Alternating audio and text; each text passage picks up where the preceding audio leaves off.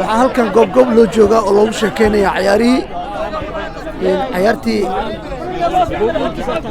ayaa laga faaloonayaa quruxda badneed qaabka u dhacday lama sheekeyn karo waa goobgoob loo taagan yahay gruubkan sidoo kale ciyaarihii ka sheekeynayaan waa marka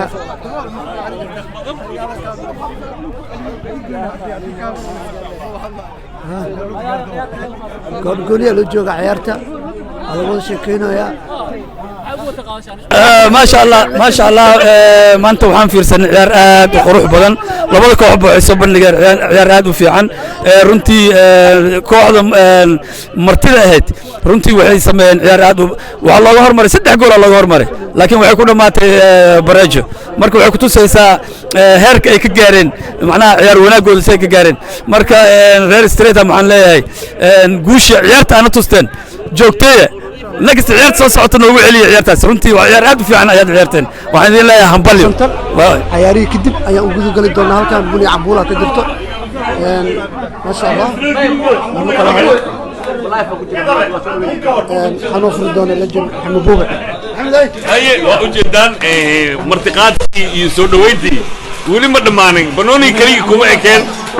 mataaneynta waa mataaneyn aad u dheer waaye waxay maraysaa baasha cambuulo xalwo bun iyo buskud iyo maxaa kale macnaha waxa waaye gadaala u noqon waa ujeedaa macnaha waxaa waddankeeda soo xasuusinayna maadaama ay kimin Instagram waxaa yidhi cambuulo aan dhici karaan marka cambuuladii bunka waa kan soo dhawaada reer Instagram waa mahadsantihiin webiga soo guduteen soo dhawaada sayno mar ma sha Allah waa ujeedaa ma sha Allah weli waxaa socda isdhexgalkii waa socda bulshada maanta waxaanu ku soo dhaweyn weliba hiddo iyo dhaqan waxaan u maleeyahay waxa lagu noqday hiddiya dib loogu noqday waa ujeedaa meesha waxa yaala xalwadii baa taalla digirtii baa taalla bunkii ma sha Allah macsaradii baa la keenayaa marka kulli walaaladeen reer Instagram ma khayr Allah ka siiyo iyo asxaabtiisa dhamaan janbili ku soo dhawaada xaafadiini waay كل واحد ملأنا يا عربت هذيك يا قارنا دقيقة هذيك حاضر هذا عمبولو ما شاء الله سيدنا عمر ثانك يو بسم الله ريرون بلي مركور وما سنتين عوض بنوني وحاك قيمة بدن أو بكسي قرح بدن معناها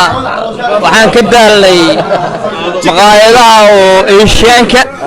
marka wadani caawda mare bunkaana waxaan laga sheekay karna aad u maasantiin annagana insha Allah waxaan ku soo dhaweey doonaa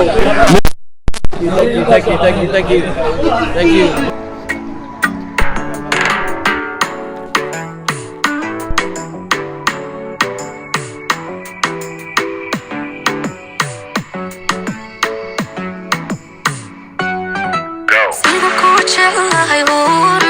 One.